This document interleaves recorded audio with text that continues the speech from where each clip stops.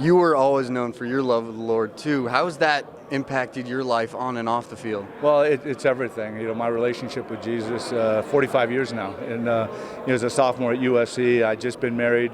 Both my wife and I came to Christ, and here we are.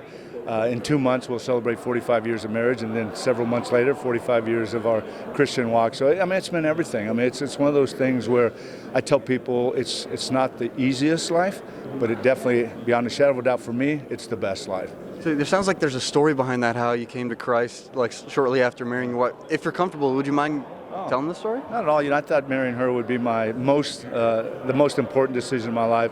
Well, it became the second most important. And, I got to USC as a freshman, first time I'd ever heard the gospel from someone on staff with Crusade, a teammate.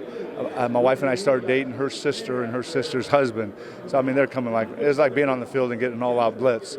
But it really stimulated my thought process. I look back now and see how God started to work on my heart.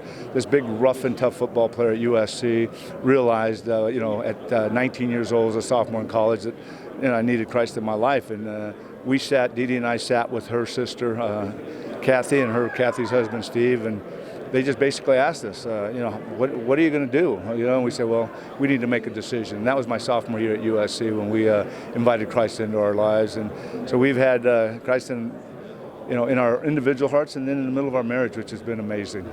That's amazing, man. Do you have any individual stories from a time maybe in your life that wasn't going so great when you really leaned on Christ for guidance?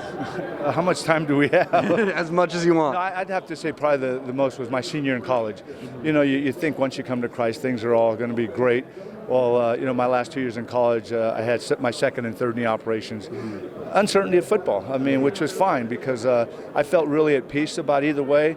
But the Lord gave me the desire to work hard. And so after playing, I got hurt my first game my senior year, played in the Rose Bowl, rehabilitated, and still didn't know what was going to happen. But I had to really lean on him, understanding and knowing that he would work it out. Regardless, on the football field or whatever I did, I felt I'd be successful. And, it was one of those one more chances. And I played in the Rose Bowl, and the Bengals drafted me and played a couple games for them. Yeah, the rest is history, huh? So what would you say to any young players who are coming up about, football's obviously amazing, but how to keep their eye on the ultimate goal? Well, you're with Athletes in Action, you said? Yes, so sir. great tagline they have, victory beyond competition. That's what it's all about.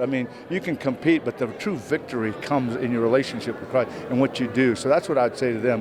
Don't let who you are as an NFL football player, dictate or really who you are. It's what you do, but really stand on the foundation of Christ and let Him be who you are. Yeah. Thank you.